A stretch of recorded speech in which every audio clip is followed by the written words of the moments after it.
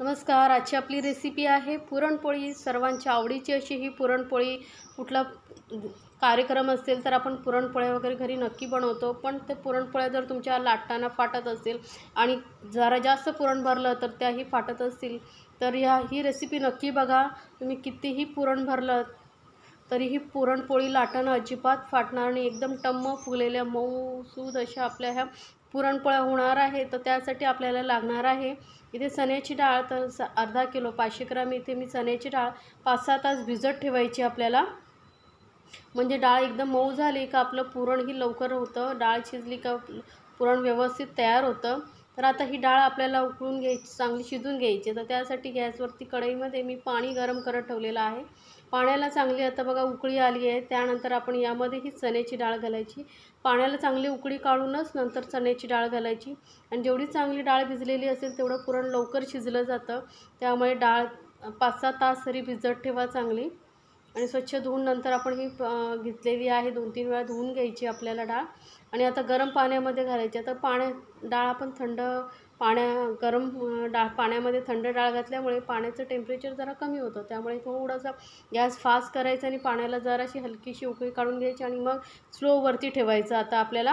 आणि डाळ आपली उकळते तोपर्यंत, शिजते तोपर्यंत आपण पीठ मळून घेऊया. तर पीठ मळण्यासाठी इथे मी घेतलेला आहे मैदा. तर 1.5 कप मी इथे मैदा घेते आहे. 1.5 कप मैदा घेतलेला आहे. आता याऐवजी तुम्हाला अर्धा मैदा आणि अर्धा गव्हाचं पीठ घ्यायचं असेल तरी घेऊ शकता. आता कलरसाठी आपण थोडंसं घातलेले आहे हळद, अगदी पाव चमचा, आणि पाव चमचा एवढेच मीठ घालायचं आहे. हळद घातल्यामुळे जेव्हा आपण पुरणपोळी बनवतो ना, मस्त अशी पिवळी दिसायला खूप सुंदर दिसते. तर त्यामुळे मी हळद घातलेली आहे. आणि आता थोडंसं पाणी घालून आपण हे पीठ मळून घेऊया. पीठ हे आपण जास्त वेळ मुरत ठेवायचं आहे. लवकर पीठ मळून ठेवायचं. कमीत कमी 1-1.5 तास तरी पीठ ठेवायचं. म्हणजे ते व्यवस्थित मुरलं जातं आणि आपली पुरणपोळी जेव्हा आपण लाटतो तेव्हा ती फाटत नाही. त्या छोट्या ज्या टिप्स मी सांगते आहे त्याला पाहून जर तुम्ही पुरणपोळ्या बनवलात तर तुमच्याही पुरणपोळ्या अगदी पहिल्या वेळेतच परफेक्ट होतील. आता पीठ मळून झाल्यानंतर 1 चमचा तेल लावून आपण पीठ परत मळून घ्यायचं आहे.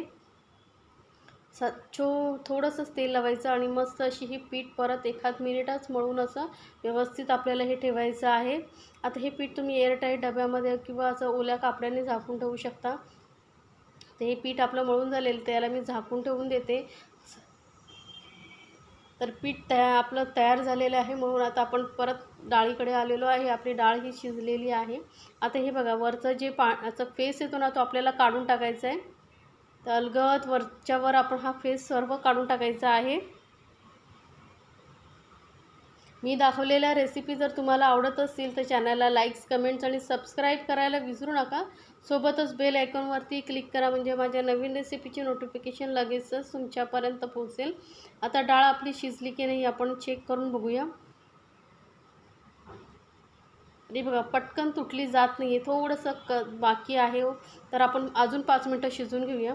तर डाळ मी परत 5 मिनटं अजून शिजवून घेतलेली आहेत. आता परत आपण चेक करून बघूया. तर डाळ बघा आता एकदम मस्त मऊसूद अशी झालेली आहे. तर आता हे पाणी जे आपल्याला काढून टाकायचं आहे. तर हे पाणी आपण एका बाउलमध्ये वगैरे काढून घ्यायचं की हे वेस्ट होत नाही. यापासून तुम्ही आमटी बनवू शकता किंवा कटाची आमटी बनवू शकता. आमटीमध्ये वगैरे वापरायचं, खूप छान टेस्ट येते. आता हे सर्व पाणी आपल्याला काढून घ्यायचं आहे. जराही पाणी राहिलं ना म्हणजे डाळीमध्ये. तर हे सर्व पाणी आता मी काढून घेतलेलं आहे. आता याला परत आपण गॅसवरती ठेवूया कढईला. हे पाणी आता मी डाळीसाठी वापरणार आहे. याची कटाची आमटी बनवणार आहे. पुरणपोळीबरोबर छान लागते. आता डाळ आपली परत आपण गॅसवरती ठेवलेली आहे. आता यामध्ये घालूया गूळ. तर इथे अर्धा किलो डाळीसाठी मी अर्धा किलोच गूळ घेतलेला आहे. जेवढी डाळ घेतो आपण तेवढंच गूळ घ्यायचं म्हणजे गोडाचं प्रमाण एकदम परफेक्ट होतं. नाहीतर काय होतं जर गोड कमी झालं तर आपण जेव्हा पुरणपोळी खातो तेव्हा मग ते एकदम अशी कमी गोडसर पचपचीत लागते. त्यामुळे गूळ मी इथे अर्धा किलो घेतलेला. आता तुम्ही तुमच्या आवडीनुसार कमी जास्त करू शकता प्रमाण. व्यवस्थित आता आपण गूळ घालून मिक्स करून घ्यायचं आहे. आणि याला आपल्याला परत आता शिजत ठेवायचे आहे. पूर्ण गुळामधलं गूळ आटून म्हणजे थोडंसं हलकंसं मॉइश्चर असं राहिलं पाहिजे इथपर्यंत आपल्याला हे शिजवून घ्यायचं आहे. तर आता गूळ घातल्यानंतर हे मिश्रण परत पातळ होणार आहे. यामध्ये घालूया चवीसाठी, फ्लेवरसाठी वेलची आणि जायफळची पावडर, आणि सोबतच यामध्येही मी थोडीशी हळदी घालते आहे. सांगितलं ना, यामुळे कलर खूप छान येतो पुरणाला. आणि आपण पिठामध्येही घातलं आहे. मला पिवळसर अशी पुरणपोळी आवडते, त्यामुळे मी हळद घातली आहे. तर तुम्हाला जर हळद नसेल घालायची तर नाही घातली तरी चालेल. आता हे गूळ बघा वितळलं आहे, त्यामुळे आपलं हे मिश्रण पुरण जे आहे ते परत पातळ झालेलं आहे. आता गूळ घट्टसर होईपर्यंत मी शिजवून घेतलेलं आहे बघा. एकदमच आपल्याला एकदम ड्राय करायचं नाही, नाहीतर काय होतं, डाळ ही कडक होते थोड्या वेळाने आणि मग ती वाटली जात नाही. त्यामुळे ही थोडीशी ओलसर आहे ना, इतपतच आपल्याला याची डाळ ठेवायची आहे.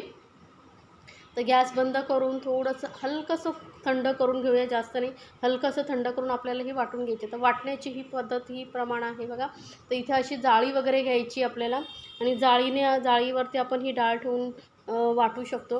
जर तुम्हाला मिक्सरमध्ये वाटायची असेल तर वाटू शकता, पण काय होतं, मिक्सरमध्ये वाटल्यानंतर कधी कधी डाळीचे असे छोटे छोटे कण राहतात आणि मग जेव्हा आपण पुरणपोळी लाटतो तेव्हा ती फाटली जाते. तर आता इथे चमच्याने मी असं घासून आपण ही डाळीचं पुरण तयार करून घेऊया. किंवा तुम्ही ग्लास किंवा वाटीही घेऊ शकता. तर जसं तुम्हाला इझी पडेल तसं हलक्या हाताने आपण फक्त वरती प्रेस करत राहायचं, चोळत राहायचं, म्हणजे जी डाळीचं पुरण आहे ते खाली पडतं बघा.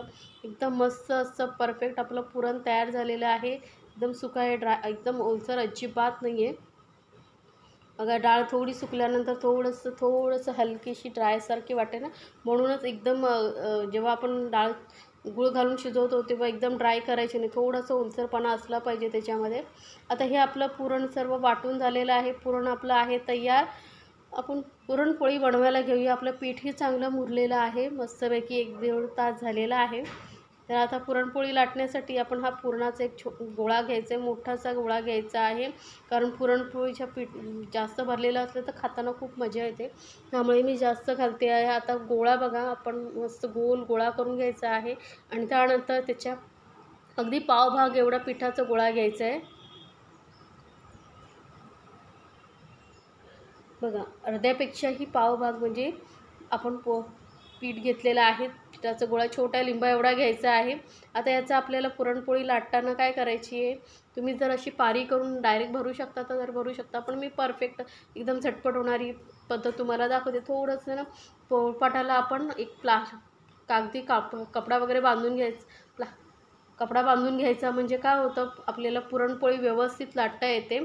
तर मी पोळपाटाला कपडा एकदम असा सॉफ्ट असतो ना, पातळ असा, तो बांधून घेतलेला आहे. त्यानंतर पोळी आपण थोडीशी हलकीचं लाटून घ्यायची, आणि हे असं केल्याने काय होतं, पुरण आपण पटापट भरू शकतो. पारी करण्यासाठी थोडा टाईम जातो, गोल गोल, कारण मैदा आहे तो गोल गोल जेवढा आपण फिरवतो ना तसं तो एकत्र होत जातो. त्यामुळे ही अशी झटपट पद्धत आहे. त्या छोट्या छोट्या टिप्स ज्या आहेत त्या फॉलो करून तुम्ही नक्की पुरणपोळी बनवून बघा.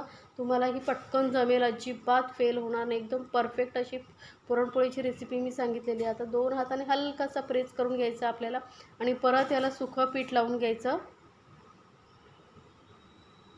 आता इथे जास्त पीठ लावायची गरज नाही, हलकंसं पिठाचं पीठ लावून घ्यायचं, जास्त लावायचं नाही, नाही तर पुरणपोळीला सगळं पीठ लागेल. थोडं हलकं पीठ लावून घेऊन अलगद हाताने पुरणपोळी आपल्याला लाटत जायची आहे बघा. पुरण आपलं व्यवस्थित ड्राय झाल्यामुळे अजिबात लाटताना वगैरे फाटत नाही बघा. मी किती पटापट फिरवते लाटणं, तरी पण व्यवस्थित गोल गोल फिरते, कारण कपडाही आपण यावरती बांधलेला आहे. कपड्यामुळे पुरणपोळी जी आहे व्यवस्थित गोल गोल फिरते. आणि किती पातळ पुरणपोळी लाटलेली आहे बघा, एकदम मोठी आपली मस्त. एवढासा पिठाचा गोळा घेतला होता त्यापासून केवढी मोठी आपली पुरणपोळी झालेली आहे बघा. ती परफेक्ट रेसिपी आहे, तर नक्की बनवून बघा. पहा किती पातळ आपण ही पुरणपोळी लाटून घेतलेली आहे. तर अजून मी तुम्हाला एक दाखवते अगदी कशी बनवायची आहे. पटकन फक्त एक पोळी लाटून घ्यायची थोड्या साईजची, आणि आतमध्ये पुरण भरायचं. पुरण थोडं ना जरा जास्तच भरायचं, म्हणजे पुरणपोळी खाताना ते असं पीठ लागणार नाही. पुरण मस्त पुरण भरलेलं असेल ना तर खाण्यासाठीही मजा येते, म्हणून थोडं जास्त प्रमाणातच पुरण भरायचं. आणि अलगद सर्व बाजूने जॉईंट करत गोल गोल फिरवत आपल्याला ही पुरणपोळी लाटून घ्यायची आहे. फक्त गोळा आपण थोडा हलकासा प्रेस करून घ्यायचा 2 हातांनी धरून, आणि वरून थोडंसं ड्राय पीठ लावून सुकं पीठ लावून घ्यायचं आहे.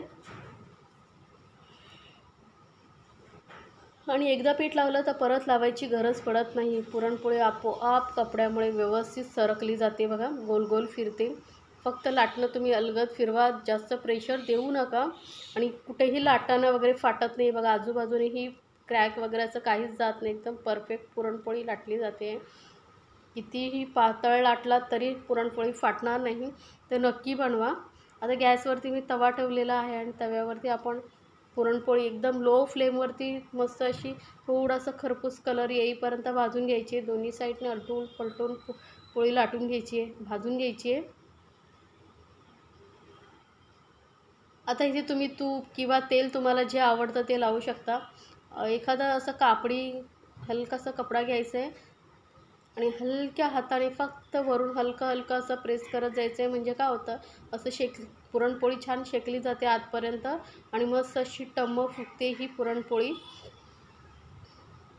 एका साईडने शेकून झाल्यानंतर आपण दुसऱ्या साईडने शेकून घेऊया.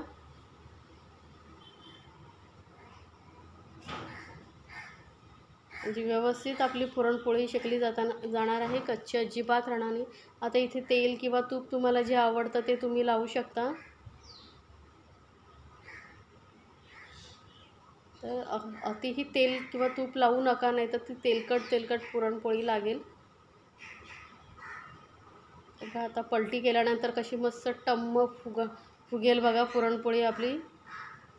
आणि व्यवस्थित दोन्ही साईडने चांगली शेकून घेतलेली आहे. तर आपली अशी गरमागरम ही पुरणपोळी तयार आहे. तर नक्की बनवा आणि मला कमेंट्समध्ये नक्की सांगा तुम्हाला ही रेसिपी कशी वाटली. आणि अशा छान छान रेसिपीसाठी आपल्या चॅनलला सबस्क्राईबही करायला विसरू नका. सोबतच बेल आयकॉनवरती क्लिक करा, म्हणजे माझ्या नवीन रेसिपीची नोटिफिकेशन लगेचच तुमच्यापर्यंत पोहोचेल.